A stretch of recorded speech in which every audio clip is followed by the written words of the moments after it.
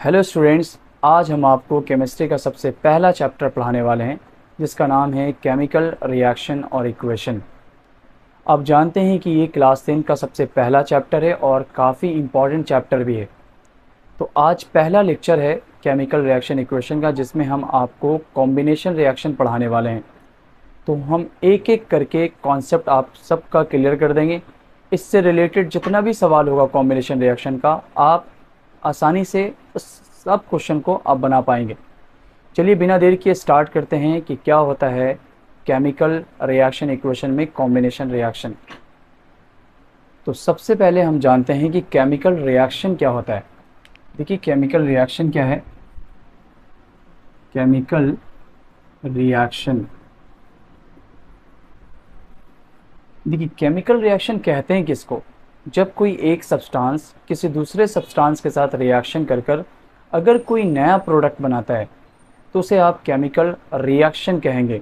नया प्रोडक्ट का बनना ही केमिकल रिएक्शन होता है, नया प्रोडक्ट। अब एग्जांपल के ज़रिए इसको समझते हैं। जैसे मान लीजिए आपके पास एक कार्बन, और ये कार्बन ऑक्सीजन के साथ कंबाइन कर कर ये बनाता है कार्बन डाइऑक्साइड। तो दरअसल इन दोनों के रिएक्शन से ये एक नया प्रोडक्ट बना है। तो हम कह सकते हैं कि कार्बन डाइऑक्साइड एक न्यू प्रोडक्ट है, इस वजह से ये केमिकल रिएक्शन है। तो जिसमें नया प्रोडक्ट बनता है उसे आप केमिकल रिएक्शन कहेंगे, मतलब केमिकल चेंज कहते हैं। और जिसमें नहीं बनता उसे आप फिजिकल चेंज कहते हैं। या आपने 9th में पढ़ा होगा फिजिकल और केमिकल चेंज।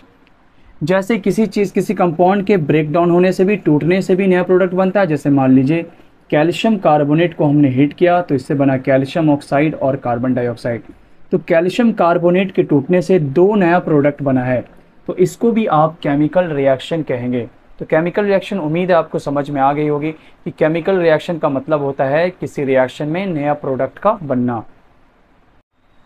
अब हम लोग पढ़ने जा रहे हैं कॉम्बिनेशन रिएक्शन। स्टार्ट करते हैं। देखिए कॉम्बिनेशन रिएक्शन,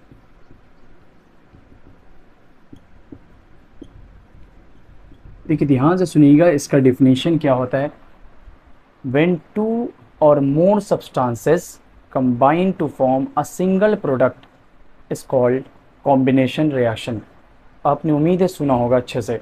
जब दो या दो से ज़्यादा सब्सटेंसेस आपस में रिएक्ट कर कर एक सिंगल प्रोडक्ट बनाती हो तो उसे आप कॉम्बिनेशन रिएक्शन कहते हैं। यहाँ पर गौर करने वाली बात है, सिंगल प्रोडक्ट। सिंगल, एक से ज़्यादा अगर प्रोडक्ट बनेगा तो वो कॉम्बिनेशन नहीं होगा। कॉम्बिनेशन के लिए सिंगल प्रोडक्ट का बनना ज़रूरी है। एग्जाम्पल, अगर हम कार्बन और ऑक्सीजन को रिएक्ट करा दें तो इससे आप जानते हैं कार्बन डाइऑक्साइड बनेगा। ये कार्बन डाइऑक्साइड एक सिंगल प्रोडक्ट हुआ तो ये कॉम्बिनेशन रिएक्शन होगा।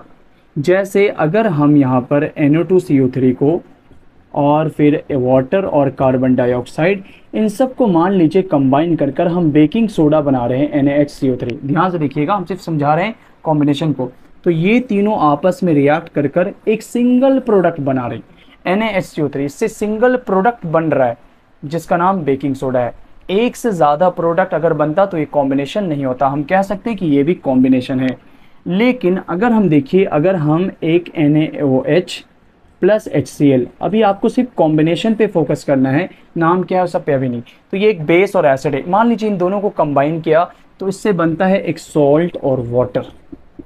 तो अगर देखिए ये दोनों भी तो कंबाइन हो रहा है, जिस तरह से ये सब कंबाइन हो रहा था, लेकिन इसमें प्रोडक्ट एक से ज़्यादा बन गया। यहाँ पे NaCl और यहाँ पे वाटर है, एक से ज़्यादा बन गया। इसका मतलब ये कॉम्बिनेशन के अंदर नहीं आएगा। कॉम्बिनेशन के अंदर आने कौन आएगा? जो सिंगल प्रोडक्ट बनाता हो। ये दोनों भी कंबाइन कर रहा है लेकिन ये कॉम्बिनेशन रिएक्शन नहीं होगा क्योंकि ये सिंगल प्रोडक्ट नहीं बना रहा है। ये दोनों कॉम्बिनेशन क्यों हुआ? क्योंकि कंबाइन करके इसमें सिंगल प्रोडक्ट बन रहा है।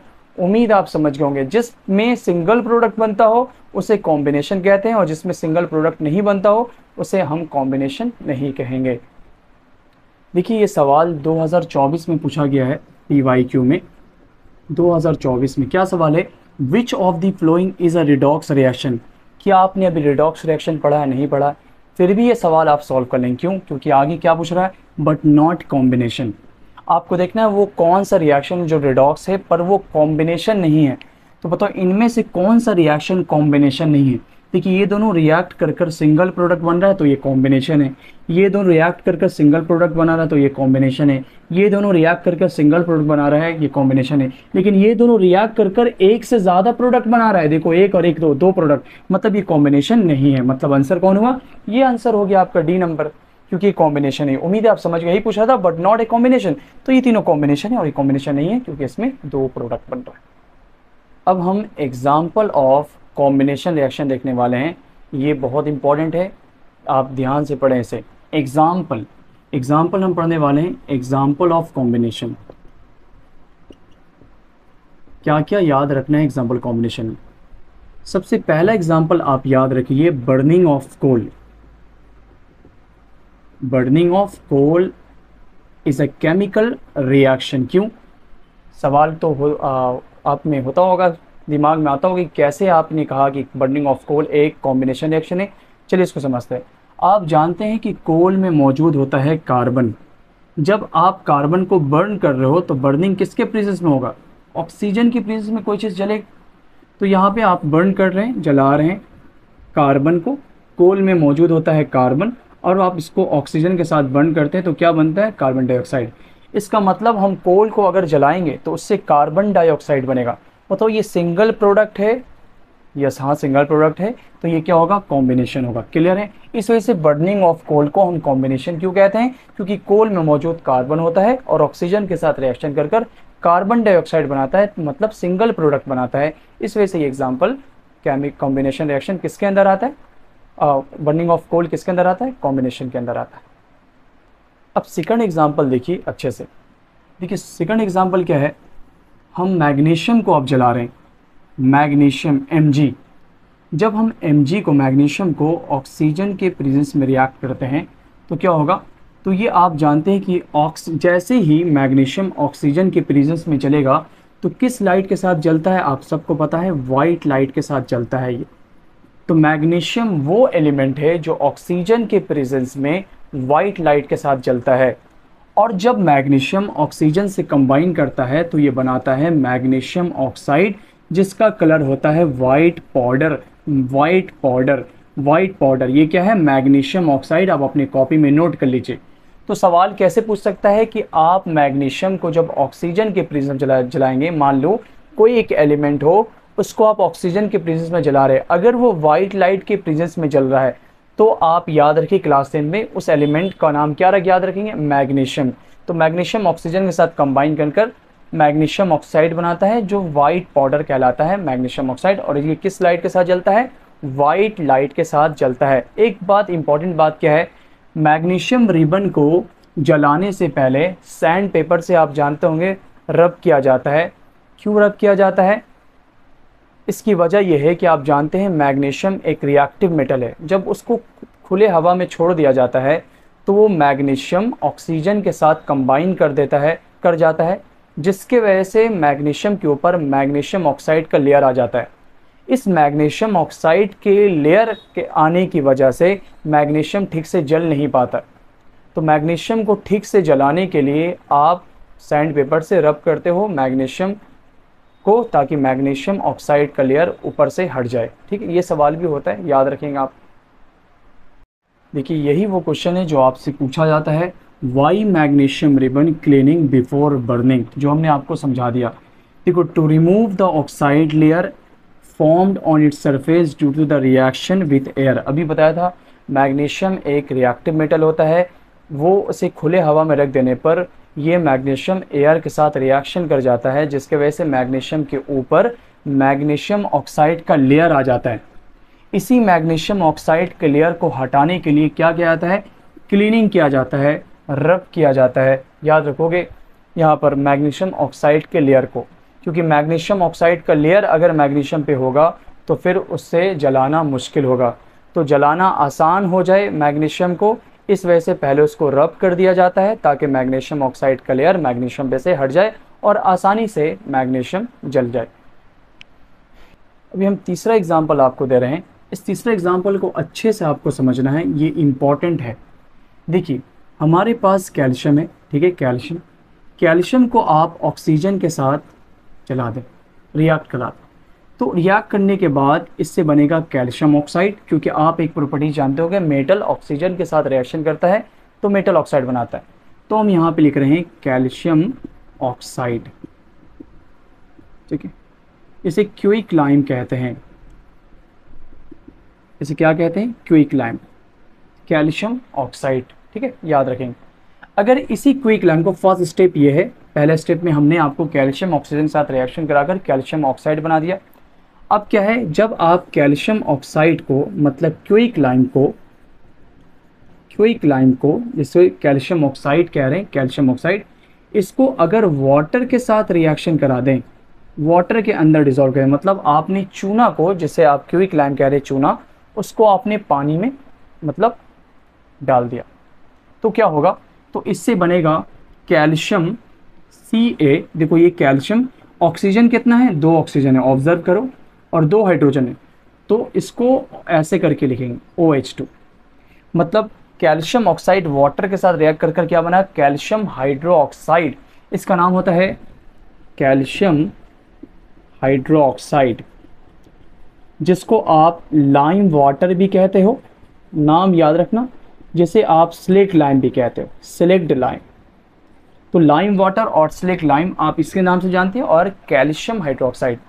तो क्विक लाइम जब वाटर के साथ रिएक्शन करता है, ये इंपॉर्टेंट रिएक्शन है, याद रखना, और साथ में हीट भी रिलीज होता है, क्योंकि ये एक्सोथर्मिक रिएक्शन होता है। कैसा होता है? Exothermic reaction. एक्सोथर्मिक मतलब जिस रिएक्शन से हीट रिलीज होता है उसे एक्सोथर्मिक रिएक्शन कहते हैं। जैसे हम बाद में पढ़ेंगे, हम आपको पढ़ाएंगे, लेकिन यहाँ पर आप जान लीजिए कि जैसे ही हम चूना को, मतलब क्विक लाइम को वाटर के अंदर डालते हैं, तो उस रिएक्शन में हीट रिलीज होता है, जिसके वजह से एक्सोथर्मिक मतलब वो सॉल्यूशन, वो रिएक्शन बहुत गर्म हो जाता है। तो मतलब उसके अंदर हीट रिलीज हो रहा है, जब हीट रिलीज हो रहा है तो उस रिएक्शन को एक्सोथर्मिक कहेंगे।